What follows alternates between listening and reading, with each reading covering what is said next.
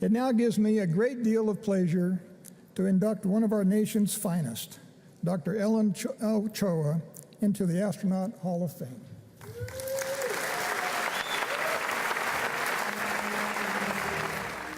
There she is, our native San Diegan, Ellen Ochoa. She was inducted into the U.S. Astronaut Hall of Fame over the weekend. No small feat.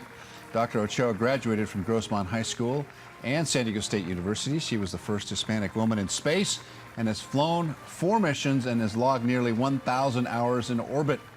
Dr. Ochoa is currently the director of NASA's Johnson Space Center in Houston. A small job, right? Wow. She was one of 2 NASA veterans, as you saw there, inducted into the Astronaut Hall of Fame.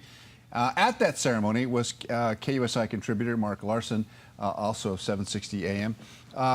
Newly appointed to 760 AM. You're back home. Month, still contributing back here. home. And, How about that? So and you're the chairman of the Aerospace Museum here in San Diego. Moving in my 6th term there, so that's the whole things that fly, especially things that fly in space. Is this an astronaut wannabe kind of thing? Of course it is, yeah. I mean, Wally Schirra, who lived here in San Diego, got me involved not only in a lot of things in the world of space, but got me involved in the Air and Space Museum. You know, Wally was great. God rest him. He's been gone 10 years, I believe. But for many years, I've been involved not only here, but also with the Astronaut Scholarship Foundation in Florida. And they're the catalysts behind the U.S. Astronaut Hall of Fame, along with the Kennedy Space Center. Last fall, I was there for the opening of the huge new remodeled Hall of Fame. It's spectacular. It's a great honor for Ellen Ochoa, and she and Michael Foale were the 2 inductees. Now, a lot of people say, well, there's so many space shuttle flights. There are 135 of them. That's why and they're all test flights. You know, STS, the T is test.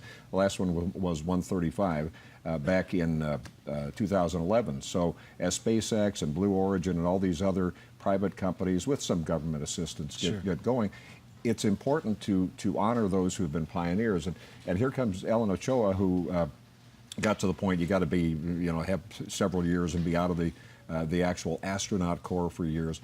As you said, director of Johnson Space Center. No underachiever she. I mean, it's just terrific. She holds 3 patents. She's a classical flute player. In fact, on one of her flights, of course she is. Yeah, they took a little. Michael Foale got a little video of her playing, playing in space. So you know, the thing that strikes me, and you know this better than I, because you hung out with these guys and gals who are part of the space program. They're an unusually bright lot. Spirited and excessively competitive. Yeah, and of course, if you look at any of those, because we don't teach this is what's frustrating. We don't teach this in our schools now as deeply as we should. Again, there's like 400 plus astronauts that were in the space shuttle alone. And every one of them, if you look at any mission and any particular story, they're fantastic. They were huge trailblazers when it came time to doing that. And yeah, very competitive as well. You saw the clip there with Ellen getting the award. Michael Coates was the previous director of the Johnson Space Center at the time that she was there heading up the crew operations. And again, a lot of firsts, first woman, she was the 2nd woman there, I think the first Hispanic woman. So even in the administrative side, she was blowing through a lot of records and still does. But Michael Coates told the story at the ceremony where he said, okay, Ellen, how would you feel about about replacing me because I'm retiring? And he said that she gave him that look, kind of like, and he said, okay, let me rephrase that. Congratulations on being the director of the Johnson Space Center, which was really great.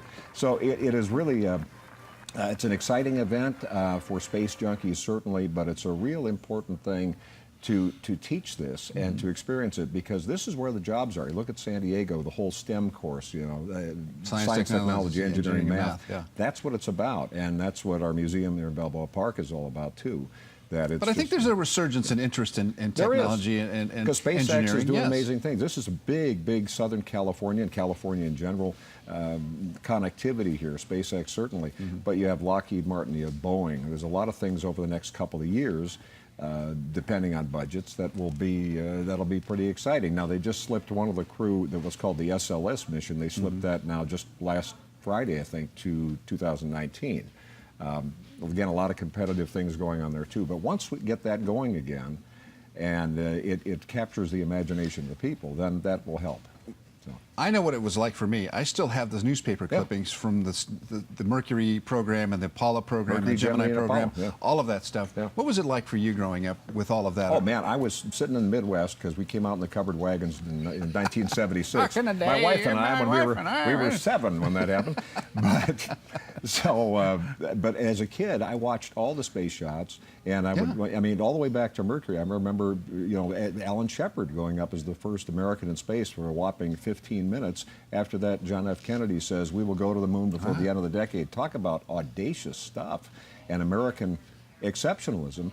But every one of those were such events and so exciting. I remember the details. I can name the crews. Those are the rock stars. Yeah, the Beatles and everybody else. You're like the fifth Beatle, but no, you're with Chicago. I know, with the band. Right.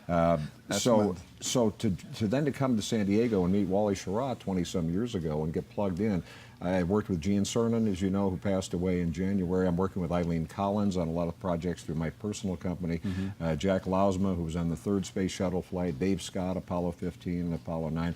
So the connectivity that comes from, yeah, roots as a kid watching that, but somebody like Wally Schirra, who, you know, we connected and we became great friends, and the rest is history. And of course, Ellen Ochoa is a young woman, and you consider, you know, like a guy like Buzz Aldrin, for example. And we've had other astronauts here. There's a competitive guy. These guys, these guys have a special fire, and you say competitive spirit. That is, it's really remarkable that even at their age. I asked, I don't remember now the astronaut's name who was here recently, and I'm sorry it escapes me, but I asked him, would you? Walt Cunningham. You had Walt Cunningham. Yes.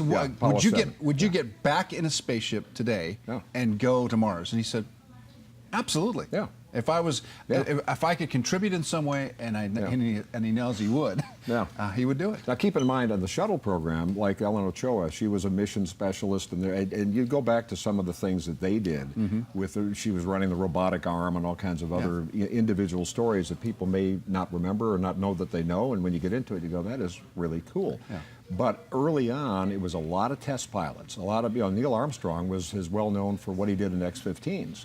As so many things. So it's just incredible looking at that kind of drive. And it was a very, very narrow bunch of individuals. You know, first a bunch of guys, and eventually a lot of significant women. And it was great to see them salute Ellen Ochoa, who continues to this day doing great work at the Johnson Space Center. Well, I'll tell you what, if you're making travel plans this summer, you know, go to Houston. It'll be 197 degrees down there, but and go to the Johnson humidity. Space Center. It's an amazing place to use an overused word. Well, Cape Canaveral was on my bucket list. I did. Did you get down there? I did get to the launch pads and everything. Yeah, that's like 45 minutes from Orlando. I covered the Johnson Space Center during Skylab, so I had some experience there. But look at this live shot here. It just shows you how remarkable our technology has become and how integral the human interface with machines has become. Now, this is these astronauts are doing this emergency spacewalk they hadn't planned on. Now, keep in mind that in the mid-'60s, you had Ed White as the first American to walk in space.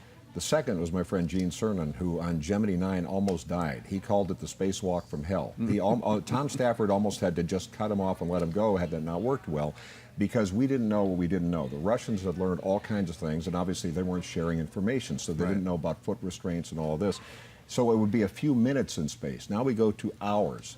One of the astronauts on the space station has a huge number, and you kind of get used to it because everybody seems to do it. Well, they don't. I mean, this is a huge leap. That in itself is an amazing feat. But most people go, well, are the Kardashians on board?